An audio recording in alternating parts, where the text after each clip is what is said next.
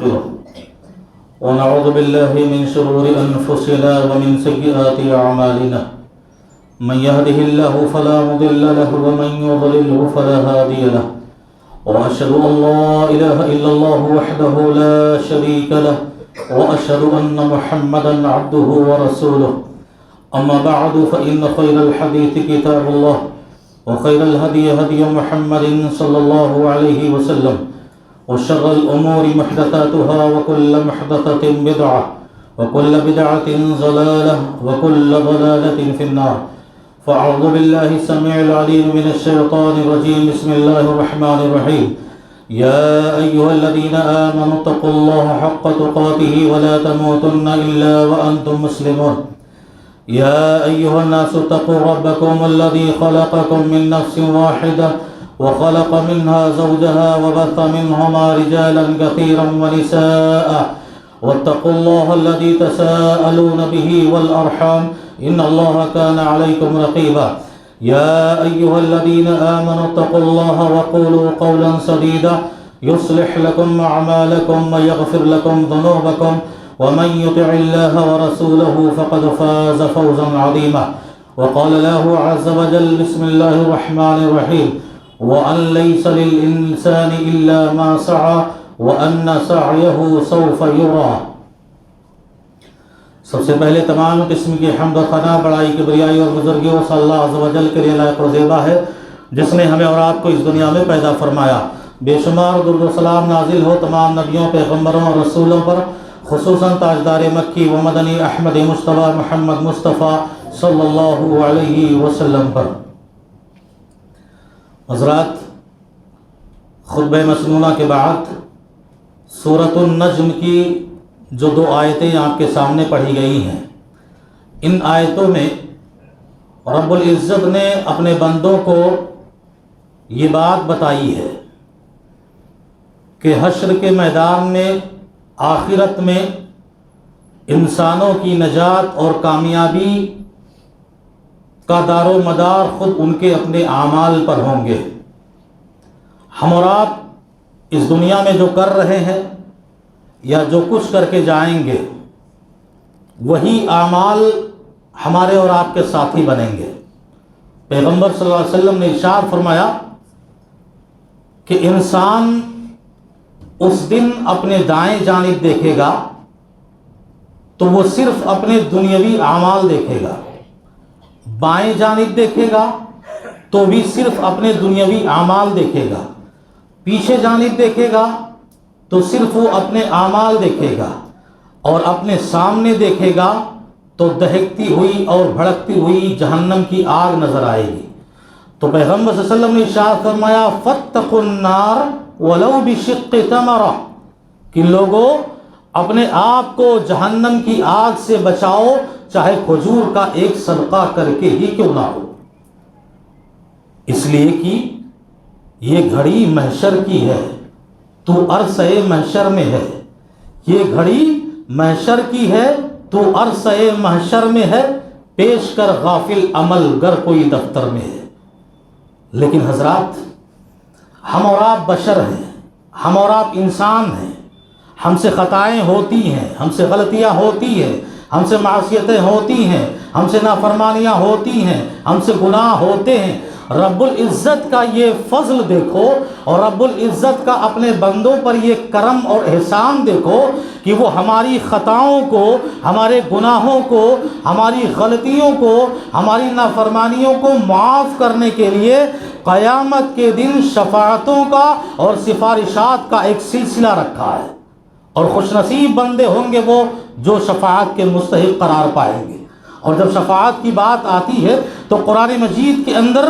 کافروں اور مشرکوں کے تصور میں شفاعت کا جو ذہن پایا جاتا ہے، اس کو بھی ذکر کیا قرآن نے، کہ کافر رہتے ہوئے بھی یہ کہتے تھے اور کہتے ہیں کہ ہم جن دیوی دیوتاؤں کی پوجا کرتے ہیں، ہم جن پتھروں، کنکروں اور شنکروں کے آگے اپنے سر جھکاتے ہیں، یہ ہمارے سارے خدائیں اللہ کے یہاں ہماری سفارش کریں گے اور ہمیں بچا لیں گے۔ مشرک ہوتے ہوئے بھی اس وقت کہتے تھے، آج بھی کہتے ہیں کہ ہمارے بابا، ہمارے پیر اور ہمارے مرشد ہماری اللہ کے یہاں سفارش کر کے ہمیں بچا لیں گے اور ہمارا بیڑا پار ہو جائے گا۔ قرآن مجید نے اس قسم کی شفاعت اور سفارش کی سختی سے تردید کی ہے اور انکار کیا ہے اور نفی کی ہے، اور کہا ہے کہ نہیں نہیں، کفر کے ساتھ کوئی شفاعت نہیں، شرک کے ساتھ کوئی سفارش نہیں، کافروں کے حق میں کوئی شفاعت کرنے والا نہیں، اور مشرکوں کے حق میں کوئی سفارش کرنے والا نہیں۔ اللہ کے پاس یہ قانون ہے کہ سفارش کی قبولیت اور شفاعت کی نصیبی اسی کو ملے گی جس کی زندگی توحید پر گزری ہوگی اور موت بھی اس کی توحید پر آئی ہوگی۔ رب العزت نے خود فرمایا، حدیث قدسی ہے کہ آدم کے بیٹو، زمین اور آسمان کے درمیان جتنی خلا اور جگہ ہے گناہوں سے بھر کے لے کے آ جاؤ، معصیتوں نافرمانیوں سے بھر کے میرے پاس آ جاؤ، اگر تم نے میرے ساتھ شرک نہیں کیا ہے تو میں اس سے کہیں زیادہ بخشش اور مغفرت لے کر تم سے ملوں گا، یعنی تمہیں معاف کر دوں گا۔ آج ہمیں اور آپ کو خطبے میں یہ سننا ہے اور یہ جاننا ہے کہ کتاب و سنت کی روشنی میں وہ کون لوگ ہوں گے جو قیامت کے دن سفارشی بنیں گے اور قیامت کے دن شفاعت کریں گے۔ ہمیں اور آپ کو جاننا ضروری ہے۔ سب سے پہلی جماعت، پہلا طبقہ، پہلا گروہ نبیوں، پیغمبروں اور رسولوں کا ہوگا۔ ہر امت کا پیغمبر اپنی امت کے نافرمان گناہگار انسانوں کے حق میں شفاعت کریں گے اور سفارش کریں گے۔ خود ہمارے اور آپ کے محمد، جناب محمد رسول اللہ صلی اللہ علیہ وسلم اپنی امت کے توحید پرست گناہگار انسانوں کے حق میں شفاعت کریں گے۔ آپ نے حدیث میں کہا، لِكُلِّ نَبِيٍّ دَعْوَةٍ مستجاب فتعجل كل نبي دعوته وان اختبأت دعوتي شفاعة لأمتي يوم القيامة۔ کہ اللہ نے دنیا میں ہر نبی کو ایک گارنٹی والی دعا دے رکھی تھی کہ اس گارنٹی کی دعا جو ہے اس حوالے سے مانگو گے تمہاری دعا قبول کی جائے گی، جو مانگو گے دیا جائے گا۔ اللہ کے نبی فرماتے ہیں سارے پیغمبروں نے اپنی اس گارنٹی والی دعا کو اسی دنیا میں استعمال کر لیا، یوز کر لیا، اللہ سے مانگ کر ختم کر لیا، لیکن میں نے اس گارنٹی والی دعا کو دنیا میں ختم نہیں کیا، دنیا میں استعمال نہیں کیا۔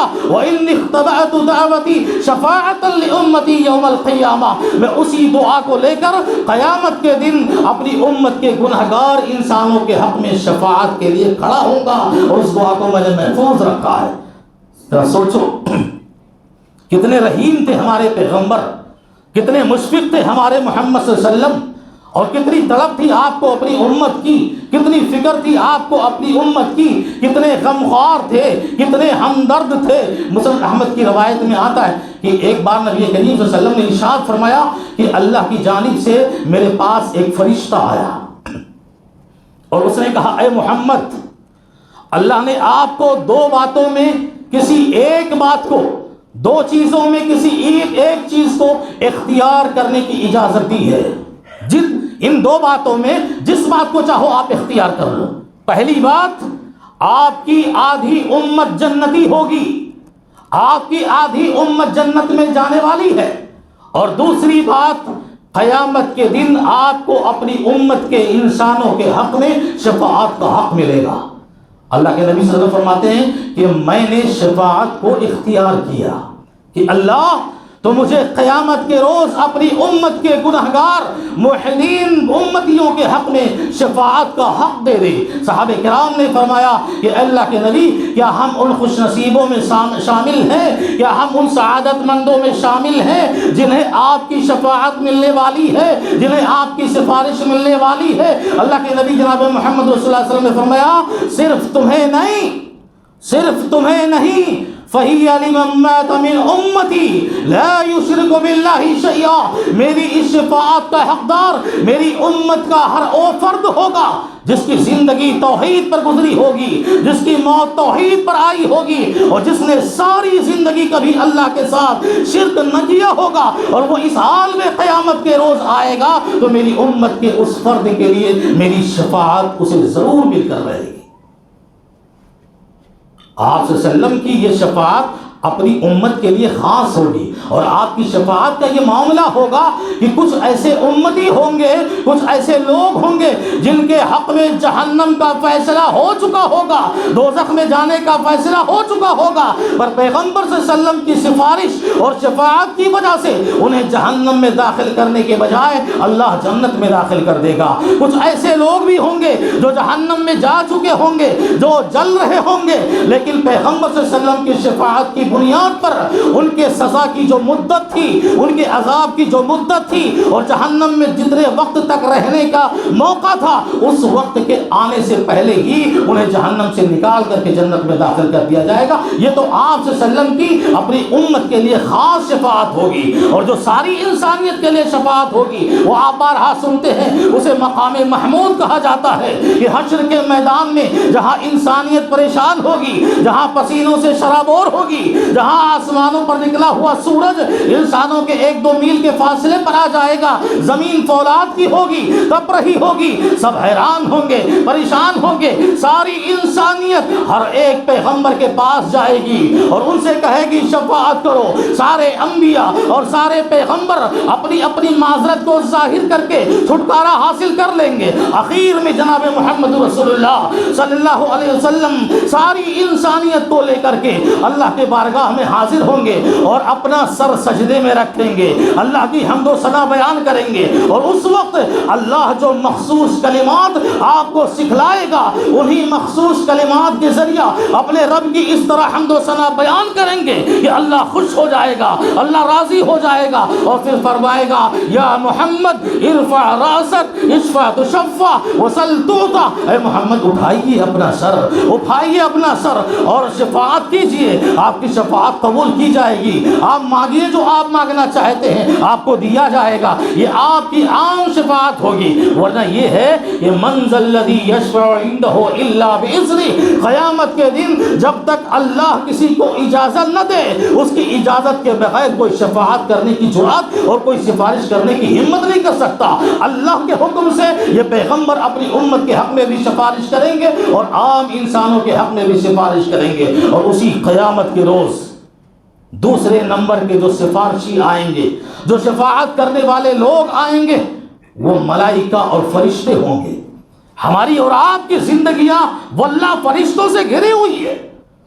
ہمارے قریب، ہمارے اگل، ہمارے بغل، ہمارے دائیں، ہمارے بائیں، ہماری رات، ہمارے دن، ہر وقت ہم فرشتوں کے گھیرے میں ہیں۔ یہ فرشتے اس وقت سفارش کرنے کے لیے مومن بندوں کے حق میں کھڑے ہوں گے، اور وہ گنہگار بندے جو توحید پرست ہوں گے ان کے حق میں جو ہے سفارش کریں گے اور کہیں گے وَقِهِمُ السَّيِّئَاتِ وَمَن تَقِ السَّيِّئَاتِ يَوْمَئِذٍ فَقَدْ رَحِمْتَهُ، پروردگارا ان مومنین بندوں کو ان کے برے انجام سے تو آج بچا لے، اور آج جنہیں تو اپنے برے انجام سے بچا لے گا فقد رحمتا، تو یقیناً تیرا اس پر رحم ہو گیا۔ اور پھر وہ فرشتے کہیں گے پروردگار یہ وہ تیرے نیک مومنین بندے ہیں جن سے تو نے عدن کی جنتوں کا وعدہ کیا تھا، تو ان سب کو جنتوں میں داخل کر دے، ان کے ساتھ ان کے آباء و اجداد کو داخل کر دے۔ اور فرشتوں کی اسی سفارش کو اللہ نے سورۃ الانبیاء میں بھی ذکر کیا، یہ ولا یشفعون الا لمن ارتضى وهم من خشیتہ مشفقون، یہ فرشتے ان بندوں کے حق میں سفارش کریں گے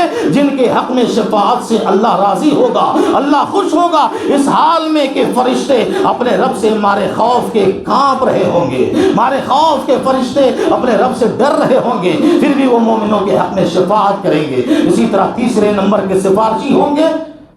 اللہ کے مومنین بندے، جو نہ نبی ہوں گے، نہ رسول ہوں گے، نہ پیغمبر ہوں گے۔ اللہ کے مومنین بندوں میں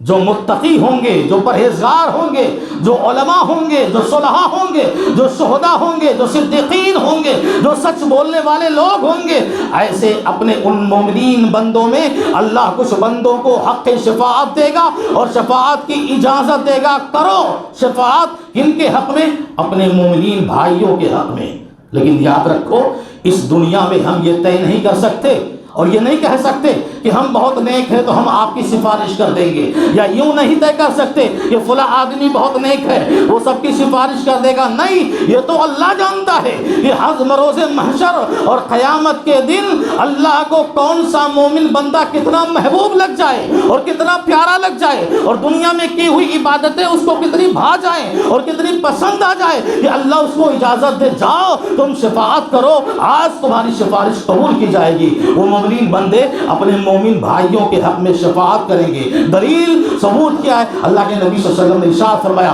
مسلم شریف کی روایت ہے، لا يكون اللعانون شفعاء یوم القیامہ، کہ زبان پر ہمیشہ لعنت کے کلمات لانے والوں کو اللہ قیامت کے دن سفارشی نہیں بنائے گا، انہیں شفاعت کا حق نہیں دے گا۔ ہم اور آپ جو بار بار فلاں آدمی پر لعنت ہو، فلاں انسان پر لعنت ہو، لعنت کے جو کلمات ہم اپنی زبان سے بار بار نکالتے ہیں، دوسروں پر لعن و طعن کرتے ہیں، اس سے اپنے آپ کو بچائے رکھو، اس لیے کہ یہ وہ جرم ہے کہ قیامت کے دن اللہ تمہاری سفارش کے حق کو چھین لے گا اور تمہیں بطور سزا کے شفاعت کے حق سے محروم کر دے گا۔ اور پھر دوسری حدیث میں اللہ کے نبی صلی اللہ علیہ وسلم نے ارشاد فرمایا، لَيَدْخُلَنَّ الْجَنَّةَ بِسَبَبِ شَفَاعَةِ رَجُلٍ مِّنْ أُمَّتِي مِنْ أَكْثَرِ بَنِي تَمِيمٍ، کہ لوگوں میری امت کے ایک آدمی کی شفاعت کی وجہ سے، میری امت میں سے ایک شخص کی سفارش کی وجہ سے اللہ رب العزت بنو تمیم کے جتنے افراد ہیں ان سے زیادہ لوگوں کو جنت میں داخل کرے گا، اور ضرور داخل کرے گا۔ بنو تمیم یہ عرب کے قبیلوں میں ایک بہت بڑا قبیلہ تھا، اور ہزاروں اور لاکھوں کی تعداد اس قبیلے میں تھی۔ گویا یوں کہنا تھا کہ بنو تمیم میں جو لاکھوں افراد ہیں، میری امت کا ایک شخص لاکھوں افراد کو جنت میں داخل کر دے گا اپنی سفارش سے، اپنی شفاعت سے، اور اپنی جو ہے رونے کی وجہ سے، اپنے گڑگڑانے کی وجہ سے کہ اللہ میرے مومن بھائیوں ہیں، ان کی سفارش ان کے حق میں میری سفارش قبول فرما لے ایک آدمی کی۔ اس حدیث کے شارحین شرح کرتے ہوئے بیان کرتے ہیں کہ وہ شخصیت جو ہوگی حضرت ابو بکر صدیق رضی اللہ تعالیٰ عنہ کی ہوگی، بعضوں نے کہا کہ حضرت عثمان بن عفان رضی اللہ تعالیٰ عنہ کی ہوگی، بعضوں نے کہا اویس قرنی رحمۃ اللہ علیہ کی ہوگی، لیکن یہ علماء کے اپنے خیالات ہیں۔ باقی اللہ کے نبی نے کسی نام کو صراحت کے ساتھ ذکر نہیں کیا، لیکن ایک آدمی کی وجہ سے لاکھوں کی تعداد کو اللہ جنت میں داخل کرے گا اس کی شفاعت کی وجہ سے۔ اسی لیے کہا جاتا ہے، اللہ اکبر، دیکھو ابو سعید الخدری رضی اللہ تعالیٰ عنہ کی حدیث ہے کہ انسانیت جب پلسرات سے گزر رہی ہوگی، پلسرات تو معلوم ہے، کبھی جمعہ کا خطبہ موقع ملا انشاءاللہ، تلوار سے زیادہ تیز اور بال سے زیادہ باریک وہ پلسرات کا راستہ جس سے ہر انسان کو گزرنا ہے، وہ نیک ہو کہ برا ہو، یہ وہ نبی ہو کہ رسول ہو، یہ وہ پیغمبر ہو، کوئی بھی ہو، جو بھی انسان ہے ان سب کو اس باریک اور تیز دھاری دار تلوار کی طرح جو پل ہے اس سے گزرنا ہے۔ اس پل سے جب انسانیت گزر رہی ہوگی، بہت سارے مومن بندے، بہت سارے مسلمان اس جہنم میں پلسرات سے گر پڑیں گے، اور اس کے دونوں دوسرے ساتھی دیکھیں گے کہ ارے یہ کیا ہوا، یہ تو ہمارے بھائی جو ہیں یہ تو جہنم میں گر رہے ہیں۔ فوراً وہ دوڑتے ہوئے درخواست اور التجا اور فریاد لے کر اللہ کی بارگاہ میں حاضر ہوں گے اور کہیں گے، ربنا اخواننا وكانوا يصلون معنا وكانوا يصومون معنا وكانوا يعملون معنا، پروردگارا یہ ہمارے بھائی ہیں جو ابھی ابھی جہنم میں گر گئے ہیں، اے اللہ یہ وہ لوگ ہیں جو ہمارے ساتھ دنیا میں نمازیں پڑھتے تھے، یہ وہ لوگ ہیں جو ہمارے ساتھ روزہ رکھتے تھے، یہ وہ لوگ ہیں جو ہمارے ساتھ نیکیاں کرتے تھے، پروردگارا تو آج انہیں بچا لے، پروردگارا تو انہیں جہنم سے نجات دے دے۔ رب العزت کا حکم ہوگا، جاؤ، اور جہنم کے اندر جس مسلمان کے دل میں ایک دینار کے برابر بھی ایمان ہو اسے نکال کے لے آؤ، وہ مسلمان ساتھی جائیں گے اور چہرے سے پہچان لیں گے۔ اس لیے کہ بعض حدیثوں میں آتا ہے کہ بعض مومنوں کے چہرے ایسے ہوں گے جنہیں جہنم کی آگ جلا نہیں سکتی، اور اعضائے جو سجدہ ہیں، سجدے کے جو حصے ہیں جس پر ہم سجدہ کرتے ہیں، ان کے بارے میں تو آیا ہی ہے کہ جہنم کی آگ ان اعضائے سجود کو جلا نہیں سکتی۔ ان چہروں سے پہچانیں گے اور انہیں نکال لائیں گے، اور پھر وہ آئیں گے گے اللہ کی بارگاہ میں، وہ مومن ساتھی اپنے رب سے التجا فریاد کریں گے، پروردگارا نکال دے انہیں جہنم سے۔ اللہ حکم دے گا جاؤ، جس کے دل میں آدھے دینار کے برابر بھی ایمان ہو ان سب کو جہنم سے نکال رہا ہو۔ جائیں گے، نکالیں گے اور پھر التجا کریں گے، اللہ اور بھی ہے۔ اللہ کہے گا جاؤ جاؤ، جس کے دل میں ذرہ برابر بھی ایمان ہو انہیں بھی جہنم سے نکال کے لے آؤ۔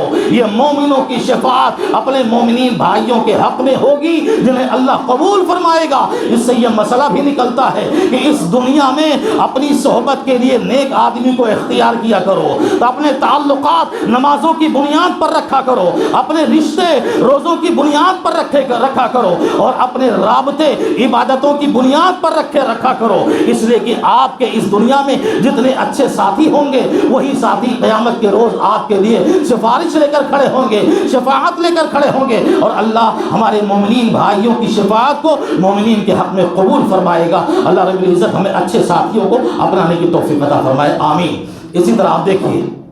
قیامت کے دن جو سفارشی ہوں گے ان میں سے ننھے معصوم بچے ہوں گے جو بچپن میں مر جاتے ہیں،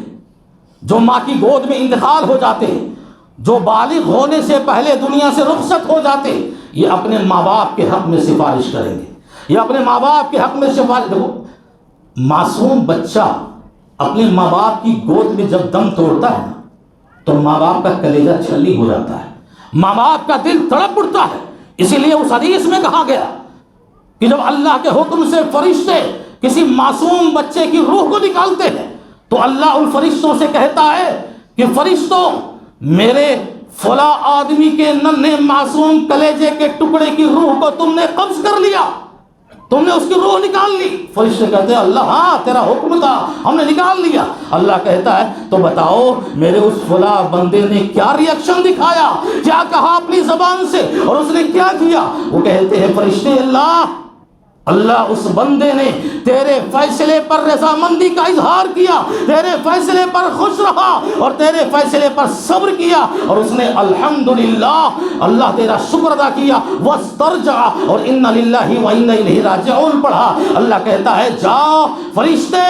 ابن لی عبدی بیتا فی الجنہ وسموہ بیت الحمد، کہ جاؤ میرے اس فلاں بندے کے لیے جنت میں ایک مکان بنا دو اور اس مکان کا نام بھی بیت الحمد رکھ دو۔ یہ اتنی مشکلوں میں اور اتنی آفتوں میں اور اتنی تکلیفوں میں کہ کلیجے کا ٹکڑا اس سے جدا ہو گیا، اس کے باوجود اس نے صبر کیا اور میری تعریف کی، اللہ خوش ہو گیا اور کہا جاؤ حمد نامی مکان اس کا جنت کے اندر بنا دو۔ ان معصوم بچوں سے اللہ فرمائے گا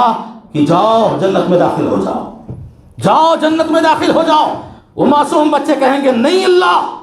ہم تنہا جنت میں نہیں جائیں گے جب تک ہم اپنے ماں باپ کو اپنے ساتھ نہ لے لیں گے۔ اللہ کہے گا ٹھیک ہے جاؤ اپنے ماں باپ کو بھی جنت میں لے کر چلے جاؤ۔ اور بعض روایتوں میں تو یہ آتا ہے کہ حشر کے اس میدان کے اندر وہ معصوم اور ننھے بچے اپنے ماں باپ کو تلاش کر لیں گے، وہ طاقت دے گا اللہ،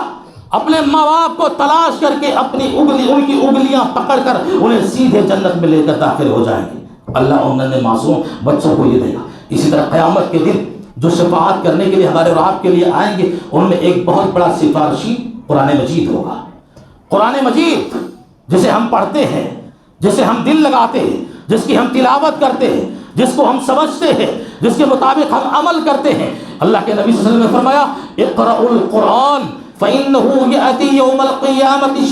شفيعا لأصحابه، کہ لوگوں قرآن پڑھا کرو، قرآن پڑھا کرو، قرآن کی تلاوت کیا کرو، قرآن سمجھا کرو، قرآن کے احکامات پر عمل کیا کرو، اس لیے کہ یہی قرآن ہے جو قیامت کے روز اپنے تلاوت کرنے والے کے حق میں سفارشی بن کر آئے گا، شفاعتی بن کر آئے گا، شفاعت کرے گا۔ اور پھر سورہ آل عمران اور سورہ بقرہ کی تو الگ ہی خصوصیت ہے، یہ وہ الگ سے شفاعت کریں گے۔ سورہ ملک کے سلسلے میں اللہ کے نبی نے فرمایا 30 آیہ فی القرآن، سورۃ فی القرآن 30 آیہ، شفاعت لرجل غفر لہ. یہ قرآن مجید کے اندر 31 آیتوں والی سورت ہے جس نے ایک شخص کے بارے میں شفاعت کی اور اللہ نے اس آدمی کو بخش دیا. وہ سورہ ملک ہے. رات میں سوتے وقت اس کو پڑھ کر سویا کرو. یہ سورہ ملک تمہارے لیے سفارشی بن کر کھڑا ہوگا. اور اسی طرح اللہ کے نبی صلی اللہ علیہ وسلم نے فرمایا کہ قرآن مجید کہے گا، قرآن مجید کہے گا، اللہ کا یہ کلام کہے گا شفاعتی بن کے اور سفارشی بن کے کہ اے ربی منعتہ النوم باللیل، پروردگارا ساری دنیا غفلت کی نیند میں سو رہی تھی، یہ وہ تیرا بندہ ہے جو رات کی تنہائی میں اٹھ کر اور مجھ نسخے کیمیا کو ہاتھ میں لے کر تیرے مقدس کلام کو ہاتھ میں لے کر تلاوت کر رہا تھا. اسے اتنا پیار تھا مجھ سے، اسے اتنی محبت تھی مجھ سے کہ راتوں کا دنوں کا معاملہ تو چھوڑو، یہ رات کی تاریکی اور تنہائی میں کچھ روشنی جلا کر میری تلاوت کیا کرتا تھا. میں نے اس کو نیند سے روکے رکھا تھا، میں نے اس کے اوپر نیند کو حرام کر دیا تھا. یہ سو نہیں رہا تھا، میری محبت میں یہ میرے ساتھ جاگ رہا تھا. اے ربی فشفعنی فی، اس کے حق میں تو میری شفاعت کو قبول کر لے. اللہ کا کلام ہے اور وہ سفارش کرے تو پھر اللہ کیسے نہ قبول کرے گا؟ اللہ ضرور قبول کروائے گا. تو اسی طرح قیامت کے دن میں شفاعتی یہ سارے لوگ سفارشی بن کر آئیں گے. اللہ کے نبی جناب محمد رسول اللہ صلی اللہ علیہ وسلم نے ارشاد فرمایا اللہ کے نبی نے سب کی شفاعت ہو گئی، سب کی سفارش مکمل ہو گئی. نبیوں نے سفارش کی، بہت سے لوگ جہنم سے آزاد کیے گئے. فرشتوں نے سفارش کی، بہت سے لوگوں کو جنت میں داخل کر دیا گیا. مومنوں نے مومنوں کے حق میں شفاعت کی، ان کے شفاعت کو قبول کیا گیا. اللہ کے نبی کہتے ہیں اخیر میں رب العزت فرمائے گا شفاعت الملائکہ وشفع النبیون وشفع النبیون وشفع المؤمنون ولم ابق الا ارحم الراحمین. کہ سنو میرے نبیوں کی شفاعت ہو گئی، میرے ملائکہ کی شفاعت ہو گئی، میرے مومن بندوں کی شفاعت ہو گئی. وَلَمْ أَبْقَ إِلَّا أَرْحَمُ الرَّاحِمِينَ. اب کوئی سفارش کے لیے باقی ہے تو وہ میری ذات ارحم الرحمین کی ذات ہے. اللہ خود اپنے بارے میں فرمائے گا کہ وہ میری ذات ہے. اب میرے بندوں میری سفارش دیکھو، میرے بندوں میری شفاعت دیکھو. اور پھر اللہ کے نبی فرماتے ہیں کہ رب العزت اپنے ہاتھ کو جہنم میں داخل کرے گا، جہنم میں ڈالے گا اور ایک مٹھی بھر انسانوں کو جہنم سے نکال لائے گا. آپ تصور نہیں کر سکتے، ہم اور آپ خیال نہیں کر سکتے کہ رب کی مٹھی میں کتنے انسان آ جائیں گے اور کتنے انسان اس میں پیوست ہو کر باہر جہنم سے آ جائیں گے. ہم اور آپ اندازہ نہیں کر سکتے. ایک مٹھی بھر پورے انسانوں کو اللہ جہنم سے آزاد کرے گا. اور یہ کون لوگ ہوں گے؟ یہ مٹھی میں جو نکلیں گے یہ کون لوگ ہوں گے؟ یہ وہ لوگ ہوں گے کہ لم يعملوا خيرا قط، زندگی میں کبھی بھی انہوں نے کوئی خیر کا کام نہیں کیا تھا. ہاں ان کی یہ پہچان تھی کہ انہوں نے عمل تو کچھ نہ کیا لیکن دل میں توحید کو زندہ رکھا. انہوں نے ہمیشہ اپنے رب کو رب جانا، کسی اور کو رب کے ساتھ شریک نہیں کیا. عمل تو نہیں کیا، گناہوں پہ گناہ کرتا گیا، پر میری ذات کے ساتھ اس نے کبھی زندگی میں شرک نہیں کیا ہے، میرے ساتھ کسی کو پارٹنر نہیں بنایا ہے، میرے آگے سجدہ نہیں کیا لیکن مجھے چھوڑ کر کسی اور کے آگے بھی اس نے سجدہ نہیں کیا ہے. مجھ سے نہیں مانگا لیکن مجھے چھوڑ کر کسی اور سے اس نے دنیا میں نہیں مانگا تھا. میرے سامنے اپنی مشکلوں کو بیان نہیں کیا لیکن کسی اور کے سامنے اس نے اپنے مشکلوں کو بیان نہیں کیا. عقیدہ تھا اس کا، ایمان تھا اس کا، توحید پر قائم تھا اور توحید پر مر گیا، کوئی نیکی نہ کیا. ایسے وہ لوگ ہوں گے جنہیں رب العزت اپنی توحید سے خوش ہو کے، اپنی وحدانیت سے خوش ہو کے اور شرک سے بیزاری کا اعلان کر کے انہیں جہنم سے آزاد کر کے نہر الحیات میں داخل کرے گا. اور وہ نہر جس میں وہ جل کر جہنم میں چونکہ راکھ ہو گئے ہوں گے اور جہنم کے جلی ہوئی ان کے جسموں پر نشانیاں ہوں گی، رب العزت کا کرم ہوگا، اس کا فضل ہوگا کہ وہ نہر حیات میں اپنے بندوں کو نہلائے گا اور خوبصورت جسم دے گا اور پھر جنت میں داخل کرے گا. اور جنت میں ان لوگوں کا نام عتقاء الرحمن ہوگا. وہ سارے جنتی جانیں گے کہ یہ وہ لوگ ہیں جو رب کے فضل سے جہنم سے آزاد کر دیے گئے ہیں. پر خطبے کا آغاز میں نے جس پوائنٹ پر کیا تھا، خطبے کا اختتام بھی اسی پوائنٹ پہ کر رہا ہوں کہ عمل کے بغیر کوئی اور چارہ نہیں ہے. عمل ضروری ہے.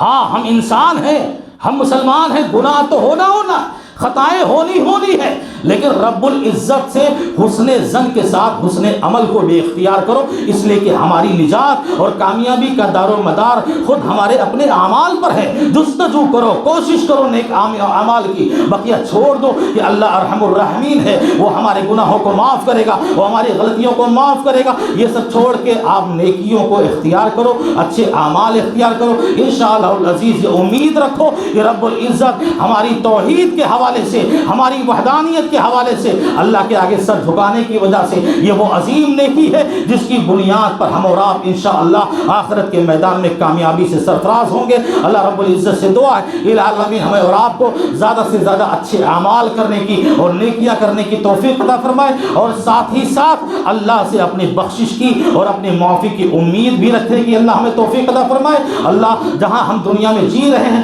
اللہ کا خوف لے کر جیتے رہیں، اللہ کا ڈر لے کر جیتے رہیں، اور نیکیوں کی راہ پر گامزن رہیں، نیکیاں کرتے رہیں، اور اللہ سے یہ امید رکھیں کہ اللہ انشاءاللہ العزیز آخرت کے میدان میں ہمیں عزت عطا فرمائے گا اور ذلت و رسوائی سے محفوظ رکھے گا۔ العالمین جب تک ہمیں اس دنیا میں زندہ رکھے، خالص توحید اور خالص ایمان پر زندہ رکھے، ہماری موت آئے تو ایمان بالخیر پر آئے، ہماری موت توحید پر آئے، اور جب تک ہم زندہ رہیں اللہ سے دعا ہے کہ جتنے مسلمان بیمار ہیں اللہ وہ سب کو شفائے کلی عطا فرمائے، جو مظلوم ہیں اللہ ان کی غیبی مدد فرمائے، اسی طرح جو پریشان ہیں اللہ ان کی پریشانیوں کو دور فرمائے، جو بے اولاد ہیں اللہ ان کو نیک اولاد عطا فرمائے، اور جو روزیوں سے بھٹکے ہوئے ہیں جنہیں روزیاں نہیں مل رہی ہیں اللہ ان کو حلال روزیوں کی توفیق عطا فرمائے، اور ایمان بالخیر پر زندگی گزرے اور موت اسی پر آئے۔ وآخر دعوانا الحمدللہ رب العالمین۔ بارک اللہ لنا ولکم فی القرآن فعلیکم بالآیات والذکر الحکیم انہ تعالی جواد کریم ملک بر رؤوف رحیم۔